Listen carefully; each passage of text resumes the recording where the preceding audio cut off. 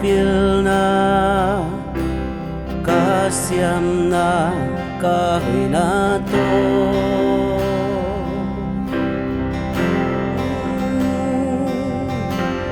na mai pa muting hileng musong ai cái ni nong inale nong khoa na bek to katel zolo tu pa te nong pia nang na hoi hi tu pa nang na lian hi tu pa khu te lam to in nang kong pa chi nang na hoi hi tu pa nang na lian hi tu pa khu te lam to in nang kong pa chi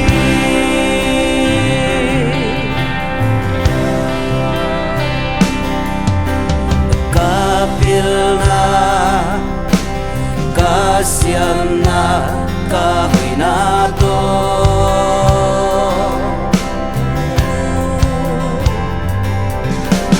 namai pa muting hileng musong ai cái ni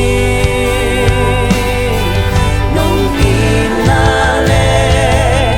nong khola bek to katel solo tu pa te nong pia nang na hoi hi tu pa nang na lian hi tu pa khu te lam to in nang kong pa chi nang na hoi hi tu pa nang na lian hi tu pa khu te lam to in nang kong pa chi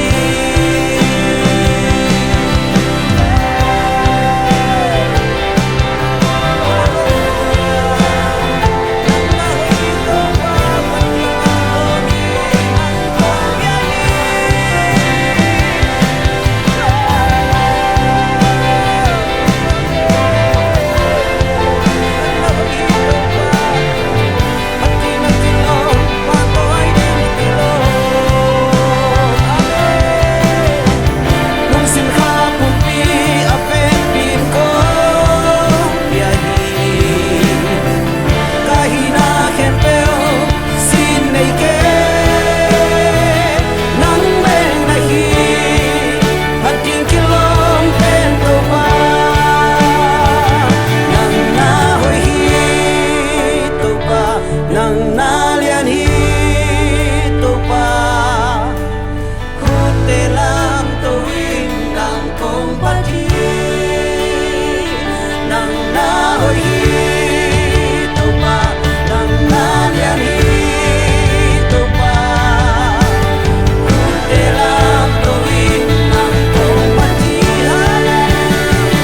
hallelujah amen hallelujah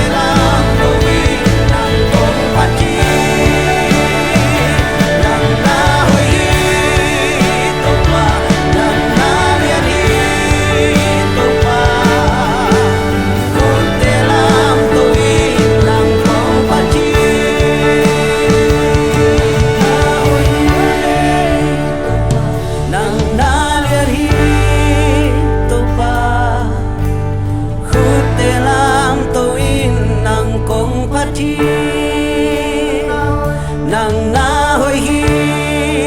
tu pa nang na lian hi tu pa khu te lam to in nang kong pa chi